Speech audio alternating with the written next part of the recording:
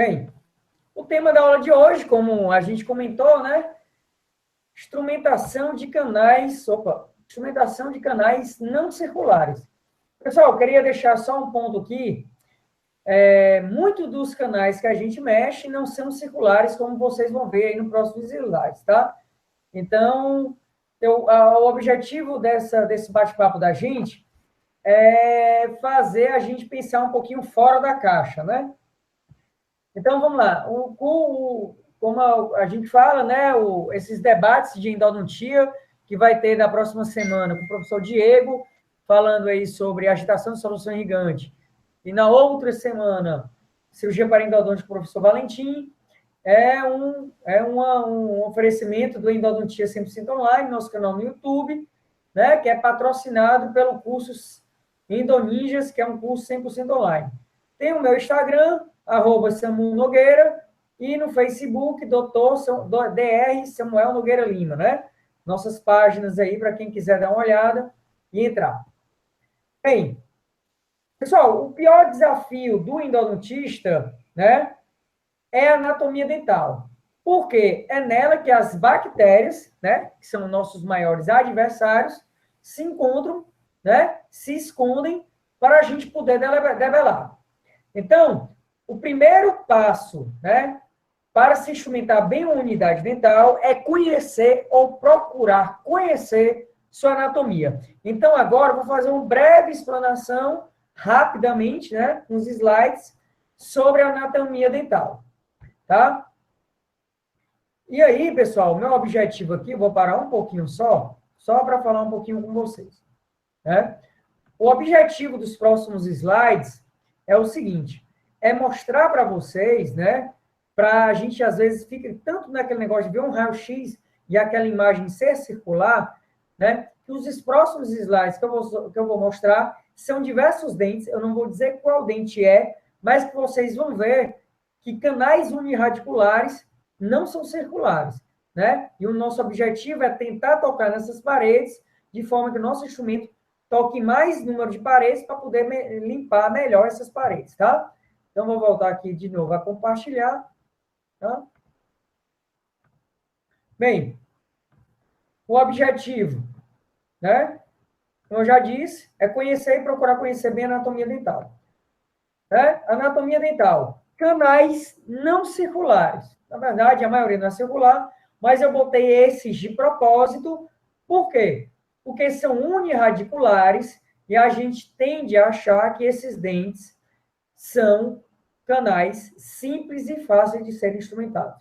Bem, canais não circulares, canino superior, canino inferior, segundo premolar superior, premolar inferior, raiz distal de molar inferior, incisivos inferiores, tá? E os próprios incisivos central e lateral superior também, tá? E aí, para quem me conhece, para quem me segue, né? Eu gosto muito dessa imagem, tá? Porque essa imagem representa muito bem o tipo de instrumentação que a gente faz hoje em dia, né? A gente tem um canal nessa visão bidimensional, né? Que teoricamente seria, né? Circular com essa seção aqui, né? E aí, quando a gente faz a tomografia desse dente, né, vendo lateralmente esse dente, a gente vê o dente como sendo o quê? Aquela parte que seria reta, já não é mais reta. Então, se você coloca uma lima aqui, né, essas áreas todas aqui ficariam intocadas, como a gente vê nessa imagem seguinte, né? Onde, nessa linha do meio, você vê muito bem onde nosso instrumento pegou e aonde nosso instrumento não pegou. Se fica áreas intocadas, fica área que vai reter resto pulpar, resto necrótico e resto bacteriano. Então, dessa forma, podendo perpetuar a infecção endodôntica. Aqui numa melhor imagem, mostrando o que? O canal original, né? E o canal tocado pelo nosso instrumento endodôntico.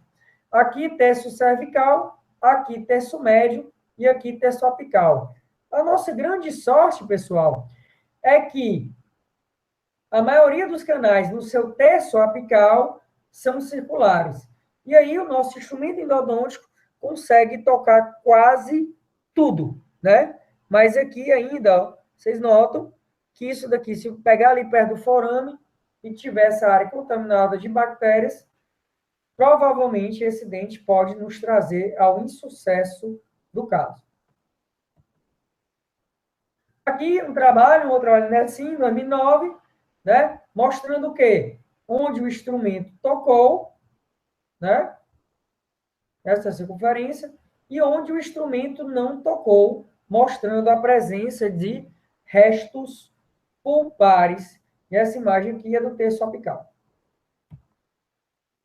Aqui, agora vai seguir série de trabalhos, tá certo?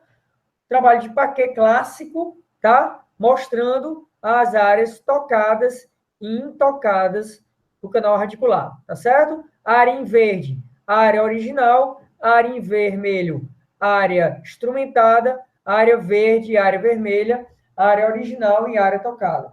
Se vocês notarem aqui, ó, partes de área intocada. A sorte é que no terço apical, a gente vê aqui, nessa imagem, a gente conseguiu tocar o canal todo, diferentemente dessa daqui e dessa daqui.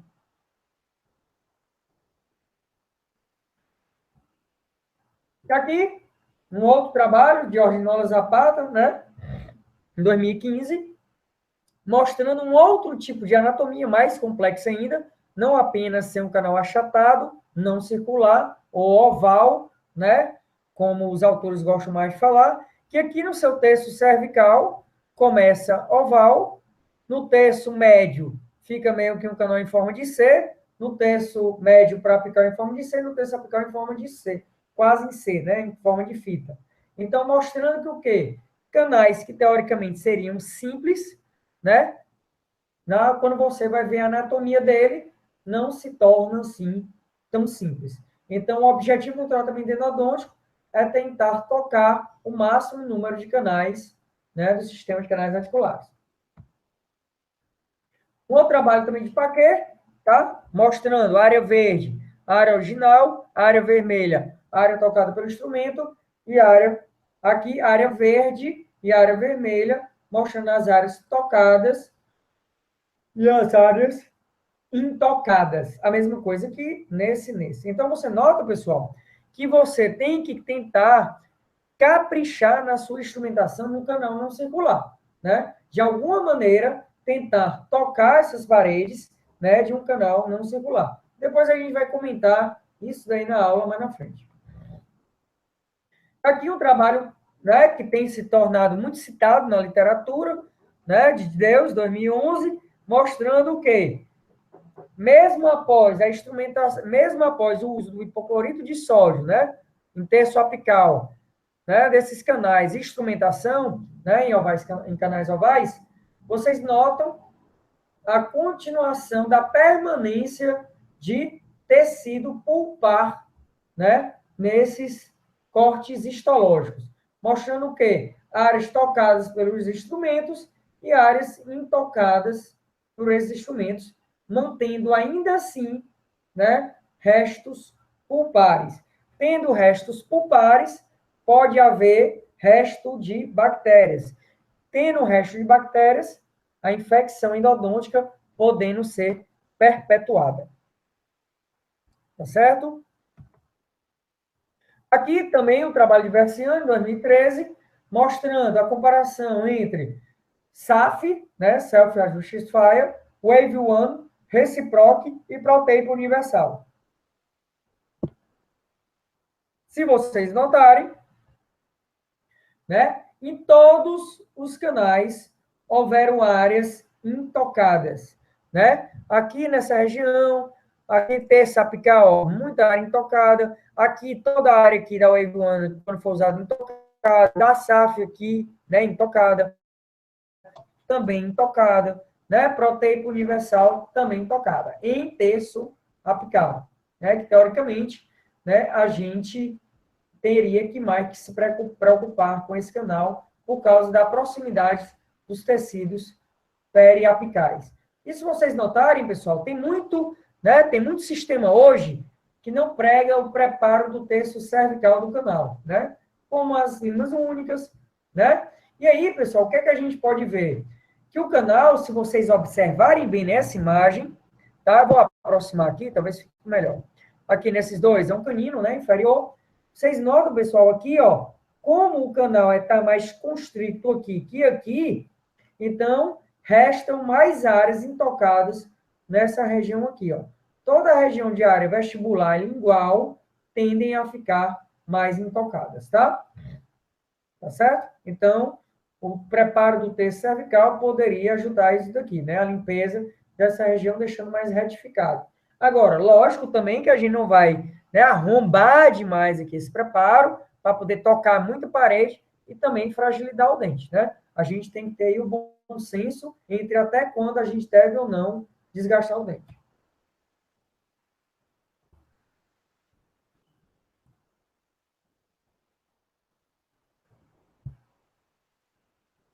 Tá? Só voltando aqui. Então, um outro trabalhinho aqui, né, de Versiani também, 2013. Eu quero que ele analise também áreas intocadas e áreas tocadas. Tá? Aqui, olha como o raio-x engana muito a gente, pessoal. Essa é a nossa visão do raio-x. Nessa visão do raio-x, como naquela outra imagem, né, a gente veria o quê? Acharia que o canal estaria muito bem preparado, né? Com essa imagem aqui. O raio-x mostraria isso aqui tudo preenchido, né, de cimento e gutta-percha. Mas quando você vê no sentido mesodistal, você nota que toda a área lingual ou palatina do conduto, do conduto, né, lingual, estaria não preparada, né? Não tocada. A área não tocada é a área que permanece contaminação, permanece resto de tecido pulpar, resto necrótico e pode continuar perpetuando a infecção, tá?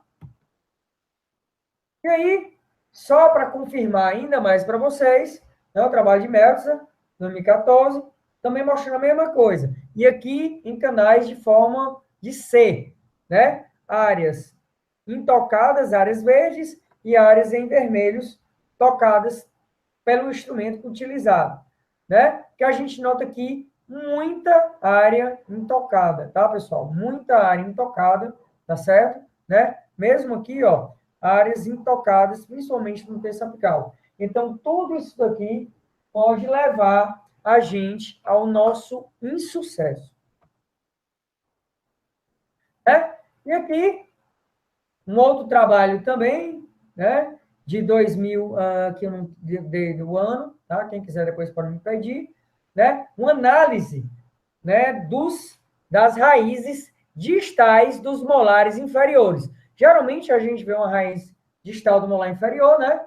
E a gente acha que só tem um canal e ela é simples. E a gente vem com o nosso instrumento rotatório, reciprocante, né? E acha, não, vou instrumentar, é tranquilo. Só tocar aqui, né, no meiozinho do meu canal, levar meu instrumento até lá o terço apical e eu estou instrumentando meu dente. Pessoal, se vocês notarem aqui, ó, olhem os dois gráficos, 1 milímetro, tá, aquém do ápice. Canais não ovais, seriam circulares, tá? Representam, pessoal, 9% das raízes distais de molares inferiores. 65% são canais ovais. 24% ovais longos, né? E 3% aqui, canais em forma de fita. Né? 5 milímetros aquém do ápice. Se aqui era 9%, os não ovais, né, que seriam circulares, aqui passa a ser 1% quando é visto a 5 milímetros aquém do ápice do dente. Então, pessoal, a gente nota que uma raiz distal de molar inferior com um conduto, ela é, na verdade, achatada. Ela é, na verdade, oval. Aqui no trabalho foram utilizados 100 dentes, 100 molares inferiores, com um conduto. E aqui, né, de novo, só mostrando aí a raiz distal do molar inferior, que a variação anatômica dela é gigantesca. Mas 76% nesse trabalho aqui de Philip Pérez 2015 mostrou que 76% é um canal achatado e oval, tá? Então, vocês notam aí que a nossa maior briga realmente é com a anatomia, tá? E aí as bactérias se usam da anatomia, né, para dificultarem o nosso trabalho. Tá? Aqui é só uma imagem clínica minha, mostrando aqui um canal, né, em forma achatada, só para mostrar para vocês que a gente tem que tocar essas paredes aqui com algum instrumento. E aí a gente vai discutir depois disso daí. Tá? Aqui só um outro caso clínico, mostrando o achatamento também, né? Aqui eu usei um instrumento aqui, e aqui no meio eu usei outra coisa que eu vou comentar mais na frente. Aqui, de novo, um outro canal, né, achatado. Teoricamente, eu usei o instrumento aqui, né, e no meio, usei outros instrumentos. Aqui, um outro trabalhinho mostrando o quê? Análise quantitativa da anatomia dos canais radiculares distais molares inferiores também, mediante a microtomografia computadorizada. Né? A gente olha canal circular, o A, canal oval, o B, canal achatado, né? O C, canal oitoide em forma de halteres, o D. Então, pessoal, vocês notam que a maioria dos canais de molares inferiores, quando vocês acharem que tem um conduto, na verdade, eles são, às vezes é um conduto e são achatados. E aí ele vem, né, terço cervical, terço médio, e aqui ele se divide, né, em dois canais, e um deles bem achatado. E aqui uma visão contra ápice, né, do ápice, vendo aqui dois forames, forame maior e duas foraminas, né, duas foraminas, e aí indo em direção ao terço cervical. Ou terço apical para médio.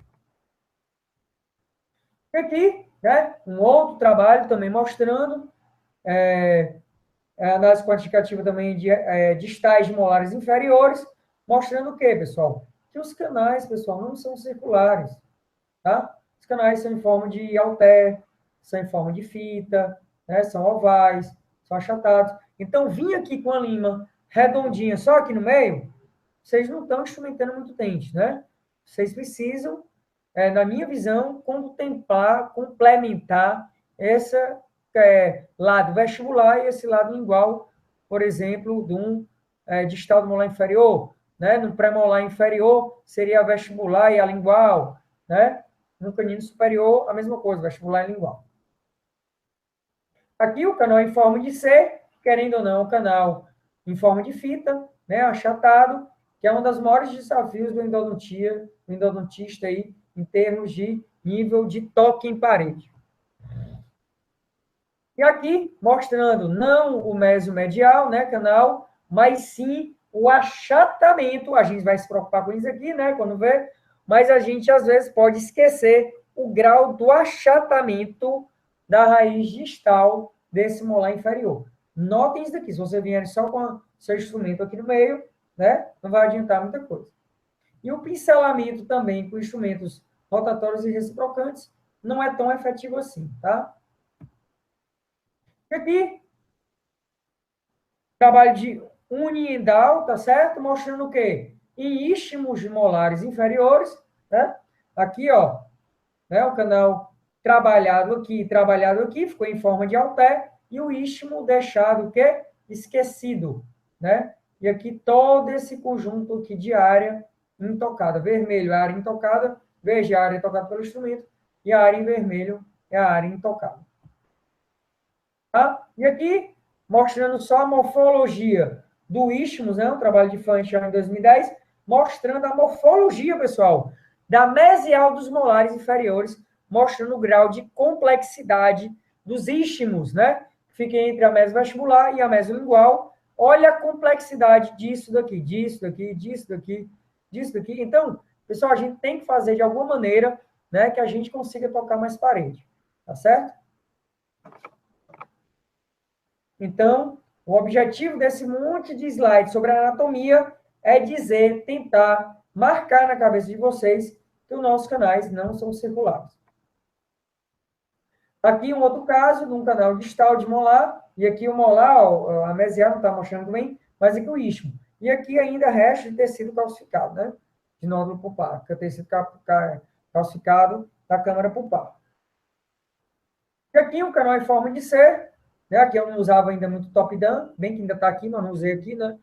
Então, mostrando um erro meu, era para ter colocado aqui, tá certo? Então, pessoal, aqui ó, o canal em forma de C, o istmozinho aqui que eu vou trabalhar, depois eu vou dizer como é que eu trabalho essas áreas. Né? E aqui, ó, toda essa área aqui é um achatamento do canal distal, tá certo? Então, a gente também precisa se preocupar com essas áreas. E aí, pessoal? Esse aqui é um slide do professor Francisco, né, de Piracicaba, que faleceu, Francisco Souza Filho, né? Onde estão localizados os micro-organismos? Só na luz do canal principal, né? Só lá. E aqui, né? E esse achatamento gigante? Aqui ampliado, você vê aqui as colônias bacterianas penetrando nos tubos dentinários, né? E aqui numa imagem mais aproximada, as colônias aqui, aqui, aqui, né? Aqui, aqui. Então, a gente tem que também tentar limpar essa área aqui também.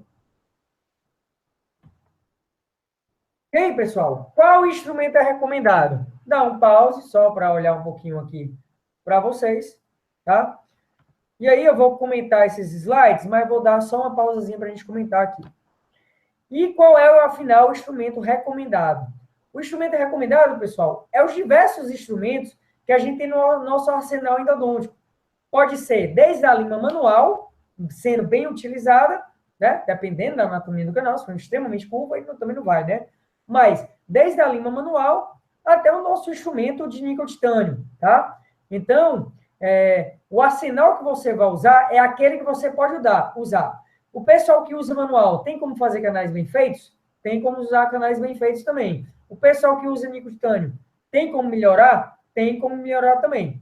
Agora, só dei um pausezinha, né, para quebrar um pouquinho os slides, já que a gente não vê a cara de ninguém, né? Eu, pelo menos, fico olhando aqui meu amigo Cristiano, vocês olham um pouquinho para mim. Agora eu vou voltar de novo para os slides. A aula é um pouquinho maior do que as outras, né, porque é um tema que eu gosto um pouquinho mais, tá? Então, só um pouquinho aí que eu vou voltar a compartilhar minha tela, tá? Então, pessoal, qual é os instrumentos recomendados, né? Aqui eu não botei as manuais, acabei botando aqui as Flexofiles, né? Mas aí, aqui eu vou da velha guarda até a nova guarda, né? Dizem que alguns são dinossauros por usarem brocas de Gates e, né, brocas como a L-Axis, né? Ou Cepedril, do professor Capelli, ou a Triple Gates, ou broca de bate, como me lembrei um dia desse, conversando com um colega, né? Broca de largo. Pessoal, não existe isso. O objetivo é saber usar o instrumento, tá? O instrumento que você quer, o instrumento que você domina, para fazer bem o canal radicular. Só lembrar que eles sozinhos, se você não souber como instrumentá-los, não vai resolver o seu problema, tá? Desde a Protect Next até a Reciproc, até aqui uma ProDesign S3010, aqui uma K3XF 2510, eu acho. Aqui é uma Orifix Shaper da FKG, da Race, e aqui a Protape SX, tá? E aí, né, eu gosto muito da L-Axis, um tempo para cá eu tenho parado de usar, mas é um excelente instrumento para preparo de texto cervical e anticurvatura, né? Tem aí o número 20, se não me engano, não sei se é a 35, é a 45. Eu basicamente só uso o número 20, que eu já acho uma broca muito robusta, né? Para desgaste compensatório, muito bom. Logicamente, para os colegas que fazem minimamente invasivo, não é a escolha, né? E nem vai ser. Assim como as gates, né? Pessoal, quem usa esse tipo de broca é quem ainda faz preparos mais tradicionais, tá certo? Preparos, né? Aberturas coronárias mais tradicionais. Mas é umas brocas que eu costumo usar ainda muito, principalmente as brocas de Gates, porque elas me proporcionam mais longevidade no meu instrumento rotatório reciprocante e, além disso, segurança no seu uso, né, para fratura do instrumento. Se eu fraturar uma Gates, é muito mais fácil do que eu remover do que o instrumento rotatório ou reciprocante. E aí, né, ali eu falei das brocas de preparo cervical, e aqui eu estou falando das brocas de preparo terço cervical e terço médio, né, as famosas Orifice Shaper, Orifice Opener, brocas de preparo cervical e terço médio, como eu já citei, ProDesign S, K3XF, Race e ProTaper, tá? Também tem a WXN da Navigator Evo, que acabou não entrando aqui. Um instrumento recomendadíssimo para o pessoal aí que gosta de manual, né? Que ainda uso, eu uso também, eventualmente as limas de Restron, gosto muito da 20, 25, né? E a própria 15, para áreas de achatamento. Então, gosto muito das Restrons para essas áreas, são limas que no movimento, né, são excelentes trabalhadores do movimento a que foram destinadas, tá? Não é porque eu uso um bocado de coisa nova que eu deixo de usar minhas coisinhas velhas, não. Eventualmente eu estou usando, tá? E aí, as famosas Flexofile, para quem me conhece, né, sabe que eu uso muito oscilatório, e além do oscilatório facilitar o meu pré-alargamento, também depois vou comentar mais na frente com vocês, que ele serve também para instrumentar áreas achatadas. Então, eu uso as minhas brocas, minhas limas Flexofile. Não de 45 a 80, e sim de 15 a 40, né? Geralmente é de diâmetro menor. E aí? E aí, pessoal? Olha aí, tem diversos instrumentos aqui. Qual é que você pode usar? Qualquer um deles, pessoal, o que você domina, o que você gosta, né? Já usei a Next, já usei a Next, já usei a Highflex, já usei a Highflex, já usei a M2, já usei a M2, ProDesign S também, Logic também, TF também, Twisted File também, Navigate Evil também, Vortex Blue não tem no Brasil, Vortex Blue não tem no Brasil, eu trouxe, né? Vou usar em dente extraído, porque é uma lima que a gente não pode usar, a Anvisa não liberou para o Brasil, mas vou testar nos meus dentinhos extraídos e ver como é que elas se comportam, né? Que é uma lima, né?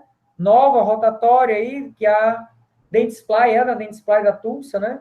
Que não trouxe ao Brasil. Não sei se vai trazer também, né? Não sei se vai trazer também a ProTaper Gold, né? Que é a ProTaper com tratamento Gold, da Wave One Gold, para o Brasil, tá? Mas qual instrumento você pode usar? Qualquer um, pessoal, qualquer um serve a seu propósito, sabendo utilizá-lo, tá? O objetivo é conhecer cada um e, a partir desse momento, escolher o instrumento que você acha certo, né, para o seu tratamento endodôntico.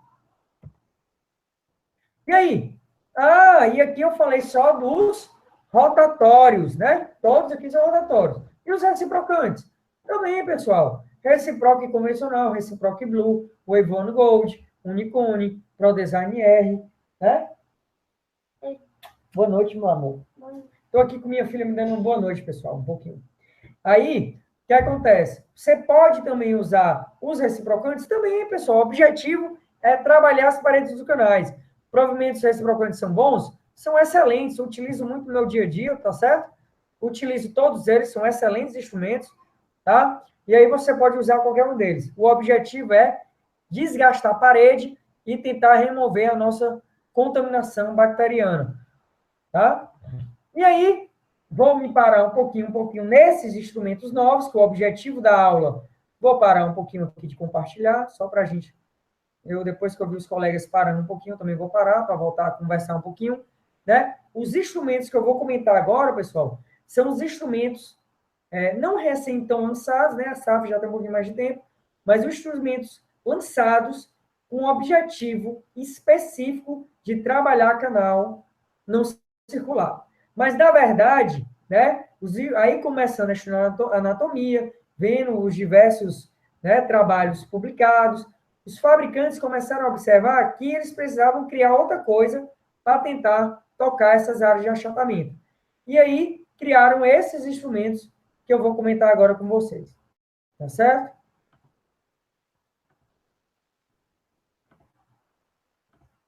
E aí, pessoal, o primeiro deles, para quem não conhece, SAF, Self Adjusted File, que não é uma lima convencional, né? É uma malha, é uma lima que tem uma malha, né? De um metal, de níquel titânio, que é desgastada, que são de microespaços, tá certo? Que ela vibra e se expande, contrai, expande, contrai, expande, contrai, que essa vibração de expandir e contrair vai desgastando, né, as paredes do canal de forma uniforme. Isso daí foi o que ela se propôs a fazer, né? Mas aí depois a gente vai comentar alguns trabalhos com vocês sobre isso aí. Tem um videozinho da Rede Nova sobre isso aí.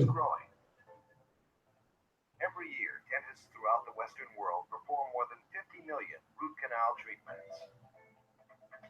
They're complex and time-consuming, and they don't always succeed. Now, a cutting-edge breakthrough. Daí ela vai vibrando, né? Contraindo, expandindo, e tendendo a tocar, né? Em todas as paredes do canal. Né? É uma fabricante israelense, tá certo? Mostrar aqui, botar o zoom. Endodontics. It's the first and only file that automatically adjusts to fit the root canal, precisely. E aí, teoricamente, ela se adaptaria às paredes do canal, por ser uma malha que se expande, contrai, sobe e desce. E o que é bom, pessoal, é que a irrigação é contínua juntamente com a lima, tá? E seria apenas uma lima SAF para o procedimento. Aqui, em teoria, seria lindo e maravilhoso, né? Ela entra contraída, né? Vai entrando, se expandindo, ó. Contrai, expande, vai expandindo, desgastando, vibrando, desgastando, né? E a irrigação entrando aqui dentro. E dessa forma, tenderia a tocar mais paredes, né? De um canal não circular. O objetivo do fabricante foi esse. E o que é legal nessa lima é porque a irrigação é ativa, né? Enquanto você usa a lima, ela vai jogando, né? Isso é lindo, né? No esquema que eles colocam, uma coisa bonita, né? Diversa malha metálica desgastando, né? E aí a limazinha, né? Que a gente remove, coloca, né? E aí vai, colega e começa a instrumentar o dente. Tá? Antes, depois, mostrando aí o grau de desgaste da SAF.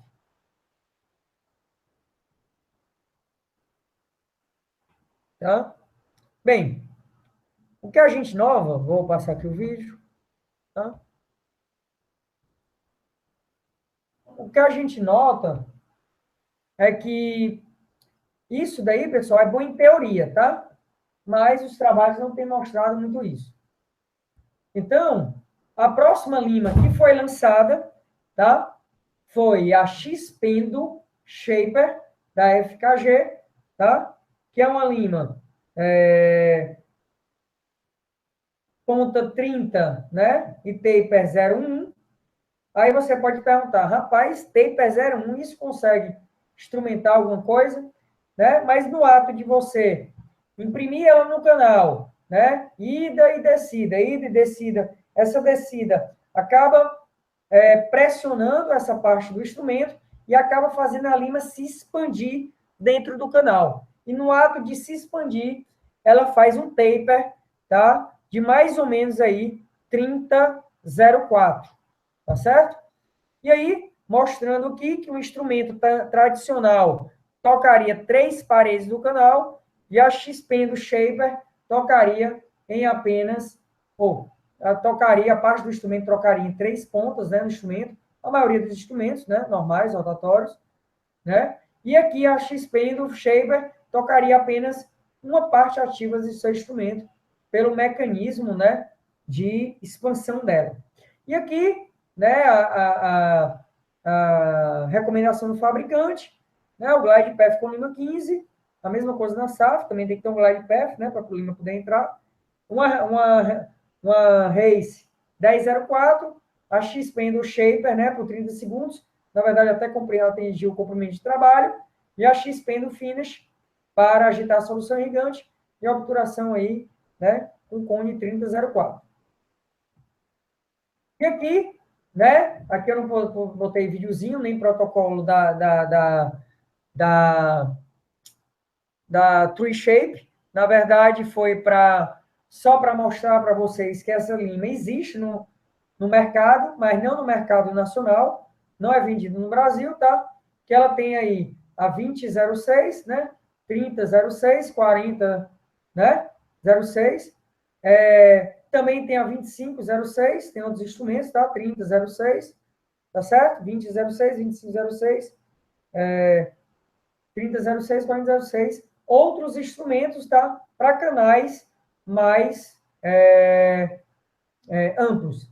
E o instrumento também, como a XP do Shaper e como a SAF, foi criado, tá certo, para tentar tocar mais em canais não circulares. Se vocês notarem, né, essas duas limas, como a XP do Shaper e a Tree Shaper não têm a sua seção convencional, né? Não são retas, como os instrumentos rotatórios ou os reciprocantes convencionais. Ela tem essa dinâmica para tentar tocar mais as paredes do canal radicular. E aí, né, como a gente vem falando, né, sobre esses instrumentos novos, e afinal, são melhores ou não do que os instrumentos tradicionais? Né, um trabalho publicado, tá? Comparando em canais ovais a Tree Shape com reciproque, tá? Né? Que foi que eles observaram, né? Que os dois, Tree Shape em cima e reciproque embaixo, tá certo? O que é que eles observaram? Tanto as áreas intocadas na Tree Shape, como áreas intocadas na reciproque, tá? Aqui, ó, terço 10 milímetros, aqui do ápice, né? Toda essa área intocada na Tree Shape, que teoricamente, né, teria a conformação para tocar mais paredes, né, irregulares, porém, você nota que ela continua fazendo conformação circular, e aqui 4 milímetros aqui no ápice, também mantendo áreas intocadas, tá? Para esse área. A reciproque, a mesma coisa, 10 milímetros aqui em toda essa área intocada, e 4 milímetros aqui em toda essa área intocada. Né? O que ele notou foi o seguinte, né? Que a parte intocada, né? A parte não preparada, com a reciproque foi 30%, e a Tree Shape 24%. Né? E a conclusão que eles chegaram foi que a Tree Shape reciproque promove, né, um desgaste de superfície e volume similares. Tá? E que, baseado nesses resultados, nenhuma das técnicas, né, que são absolutamente excelentes ou muito boas para se trabalhar em canais ovais. E que alguma coisa tem que se fazer aí para complementar isso daí. E que mais estudos devem ser feitos para se ver novas técnicas para tentar melhorar essa instrumentação desses canais. Aqui, um outro trabalhinho também, sendo que esse não é a Tree Shape, sim a XP Shaper, né? XP do Shaper, tá? Mostrando o quê? Comparação da Vortex Blue, daquela lima lá que eu mostrei, que vem no mercado americano, né? Com a XP Shaper, que teoricamente também era para tocar melhor as áreas, né? Intocadas, né? Achatadas. Como vocês notam, também, né? Nessa imagem, eu acho a imagem melhor dessas daí, tá? Mostra o quê? Toda essa área aqui também intocada pelo instrumento endodôntico da gente. E a gente sabe, pessoal, que áreas intocadas, né, tendem a deixar restos de bactérias e restos de contaminantes. E aqui, terça apical, né, superfície intocada, mais ou menos 30% para XP do Shaper e 47% para Vortex Blue. Terço medial, né, 39% e 56%, coronal 40% e 64%. Nesse trabalho aqui, né, comparativamente, a XP do Shaper foi melhor do que a Vortex Blue, tá? Mas também deixa muita área intocada, 30% ainda de paredes intocadas, tá? E aí, né, um trabalho recém-publicado, só consegui pegar o resumo, que foi um trabalho que eu achei o melhor, assim, de todos, porque ele comparou os 3 instrumentos, né, destinados a canais ovais, que foi o quê? A Tree Shape, a Suspendo Shaper e a SAF, né? A conclusão, não houve diferença significante nas áreas não preparadas do canal radicular entre os 3 instrumentos, né? A comparação entre a SAP e a XPEN do Shaper, exceto na comparação da SAP com a XPEN do Shaper a 4 milímetros, né? Do ápice. Nenhum desses instrumentos foi capaz de tocar 100% dos canais. Na verdade, não existe nenhuma técnica hoje capaz disso, né? Os 3 instrumentos foram similares na limpeza dos canais radiculares, né? A parte não preparada foi mais ou menos de 10% da SAF, 18% da XP do Shaper, tá? A SAF exibiu menos áreas preparadas, né? Menos áreas não tocadas do que a XP do Shaper no terço apical, né? E no canal total, no comprimento total do canal, todas tiveram paredes não preparadas similar entre os três sistemas. Né? Então, os três sistemas de instrumentos, né, não foram suficientes, né, para limpar toda a superfície do canal radicular. Isso já era mais ou menos previsível, mas também o que eu queria deixar aqui a pergunta é o seguinte: vale a pena eu investir nesses instrumentos? Né? Esse aqui nem vende no Brasil, esse aqui também eu acho que nem vende no Brasil, né? Esse daqui vende, né? Se valeria a pena ou não investir nesses instrumentos. Na minha experiência clínica, tá? Eu comprei um kitzinho de True Shape, tá? Para testar em dente extraído. Fiz 2 dentezinhos hoje. Estou pegando a minha mão com ela, ainda não me adaptei, achei estranho, tá? Como achei a XP no Shaper no começo estranho, mas hoje já me adaptei melhor. Acho interessante a lima, né? É uma coisa interessante, mas... E a SAF também acho interessantíssima, sendo que é tão complexo adquirir, que eu não consegui ainda, tem que ter motor específico, e aí não dá, tá? Mas isso é só para mostrar, pessoal, com esse trabalho, quando eu tiver todo, eu publico aí nas redes sociais, não consegui baixar todo, que a gente aí, entre esses 3 instrumentos novos, tá? Para, teoricamente, melhorar a superfície de área tocada, não é o que promete assim. Tá? E aí, eu agora vou dar um pause, eu sei que o pessoal pode estar cansado, porque a aula de hoje é um pouquinho mais longa, tá? Mas eu vou dar um pause para falar do meu queridinho, né? Com triângulo oscilatório, tá certo? Dá um passo para depois voltar a ele. Quem assistiu a minha aula de instrumentação com triângulo oscilatório, sobre o oscilatório, vai lembrar um pouquinho dessa aula, tá? Deixando só para dar um parênteses, só para finalizar a aula aqui, tá? E aí, pessoal, vão ver que o quê? Que, dentre eles, vocês vão saber porque ele é o meu preferido, tá certo? Só para não tornar a aula chata, né? Às vezes aparecer aqui, para a gente bater um papo. Bem, aqui, esse é o meu instrumento para trabalhar canais achatados, pessoal, tá? Por quê? Por causa desse trabalho e por causa da minha dissertação de mestrado, né? Eu tenho visto isso, né? Então, quando a gente vê, a gente acaba gostando do negócio.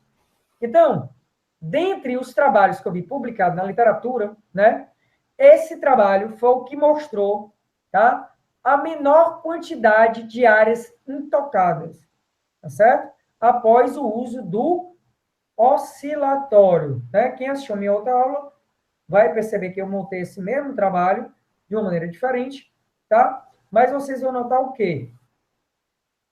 Olhem, em canal em forma de C, tá? Observem aqui, vou puxar um pouco mais essa tabela. C, tá? Quem quiser, depois eu mando o trabalho.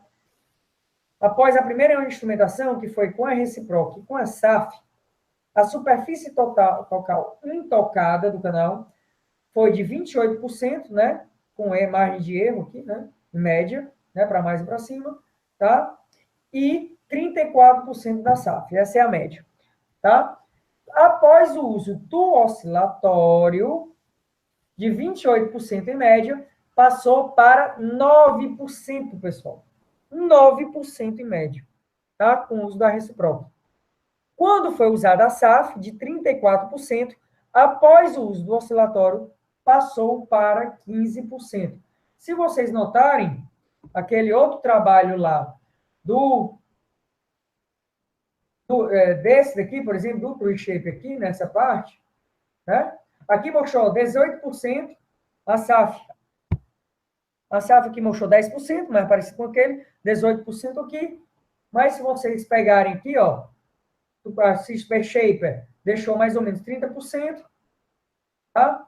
E aqui, a True Shape deixou 24%, tá? Então, mais ou menos parecido com esse trabalho aqui, mais ou menos, 38% a 24%. E após o uso do oscilatório, foi para 9%, tá? Na reciproque, 15% na SAF. Então, pessoal, a conclusão do trabalho, né, que a SAF e a reciproque, né, em canais em forma de C, né, promoveram um desgaste de mais ou menos aí de 30% a 24% da área. Mas, com a complementação, com a instrumentação do oscilatório, né, houve significativamente o decréscimo de áreas intocadas, tá, do canal radicular, tá certo? Então, o que é que ele conclui? Ele conclui que o oscilatório, estatisticamente, diminuiu as áreas intocadas, né, após do uso da reciproque e da SAF. Nessa imagem, vocês vão ver isso daqui bem direitinho, né? Por quê? A área original do canal intocada, a área tocada pela reciproque, a área tocada pela SAF, e em roxo, a área tocada pelo oscilatório. E aí, pessoal, vocês notam a diferença daqui para cá, daqui para cá, né? Áreas vermelhas são áreas tocadas pela SAF e áreas vermelhas são áreas tocadas pela reciproque. Foi limpo, tá? Mas a área roxa, ou azul, lilás, sei lá que cor é essa, foi tudo complementado pelo oscilatório. Então, ó, olhe um pouquinho de área que foi deixada aqui e um pouco de área que foi deixada aqui, tá? E para a gente ter lembranças do que? Eu botei cuidados, né? O mesmo trabalho do Veciano é lembrar o quê? Que os canais, pessoal, não são circulares, tá? Lembrar sempre disso. Os canais não são circulares. E aos amigos que fazem um pouco de preparo cervical, lembrar que vocês vão deixar um pouco mais de área intocada nessa região. Se, né, a ativação da solução irrigante resolve esse problema, aí a gente vai ter que ver, né, a longo prazo com os trabalhos na literatura. Tá? Depois eu vou comentar isso aí também. Né? Trabalho de Almeida, 2013, né? Em incisivos inferiores, né, ou em canais achatados. Lembrar que a gente tem que levar nosso instrumento, e aí por isso que eu gosto do oscilatório, porque eu levo para o achatamento. Levo para a mesial e levo para vestibular e levo para a lingual. Certo?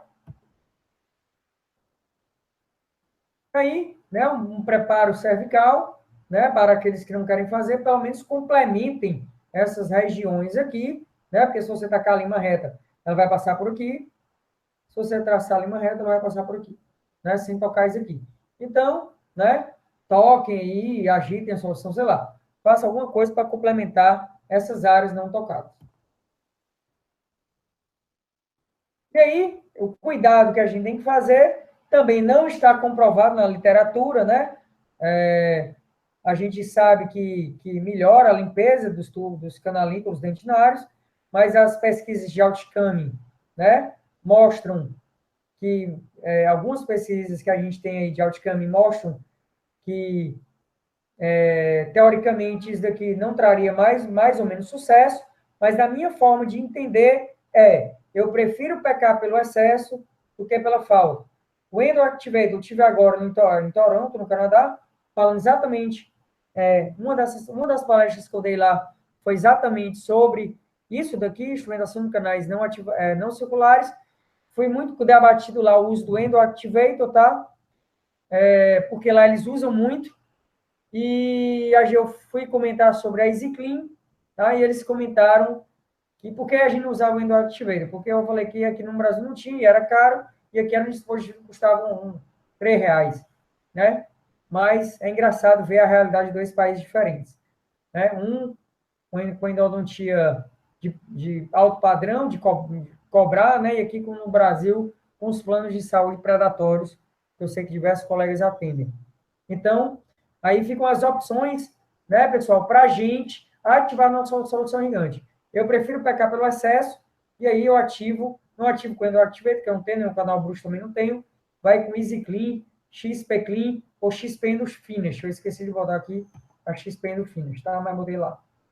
E aqui, lembrando também que mesmo após o uso do hipoclorito a 5,5%, né, pode existir remanescente de tecido pulpar, né, e fica mesmo. Então, vamos tentar caprichar. O oscilatório com a lima 10 ou 15 é capaz de poder entrar nessa reentrância ou nesse achatamento e tentar limpar essa região, tá? E aqui também, nem tanto para mais e nem tanto para menos, né? Aqui é só falando do mésio medial, mas como a gente está falando de áreas intocadas, a gente precisa tocar essas áreas, né, pessoal? mas também não vamos exagerar na ampliação desse canal, né? Vamos aí ser o bom senso, usar o bom senso entre o que desgastar e o que limpar, né, para não afetar a zona de risco. Vocês verem aqui, né, pouquinho dentina nessa região, podendo promover a fratura do remanescente tertal nessa área. E aí, erros? Né? Por que a gente não instrumenta os nossos canais achatados? Porque a gente não conhece a anatomia dental, né, que para mim é o maior desafio do endodontista, é a anatomia do dente. A maioria dos canais não são circulares, o mau preparo do terço cervical, tá? Ou mau pré-alargamento do canal, uma irrigação deficiente. Vamos caprichar na irrigação. Se você não quer agitar a sua solução irrigante, mas pelo menos capriche na irrigação. A gente precisa captar na irrigação, agitando ou não a solução irrigante, né? A mudança dessa solução, o volume dessa solução é mais importante que a concentração. Essa frase eu não esqueço do professor Siqueira, no Dental Canal, ele comentou muito sobre isso. Então, volume é mais importante que a concentração. E tomar cuidado para não exagerar no desgaste das paredes, tá? E olha, e outra, não procurar um erro, não procurar instrumentar as áreas achatadas.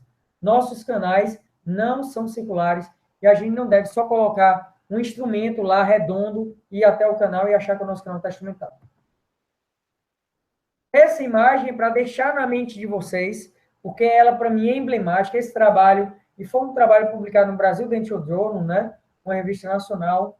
Então, não, pelo contrário, merecendo a revista, que para mim eu achei as imagens, uma das imagens mais emblemáticas que eu tenho na minha vida. Quem quiser depois do trabalho eu mando, tá? Que é o quê? Olha isso daqui, pessoal, uma lima, né, rotatória dentro do canal, área intocada, né? Área intocada. Por quê? Pela presença aqui, né, dessa região e pela presença aqui do velho ombro dentinário, um acesso, né, um pouco mais conservador e acaba fazendo isso aí. Eu não quero criar uma briga aqui com o pessoal do minimamente invasivo, tá? É só uma opinião pessoal minha, tá, sobre isso. E lembrar novamente, dizer, os micro-organismos não estão somente no canal principal, tá? Estão em istmos, reentrâncias e achatamentos.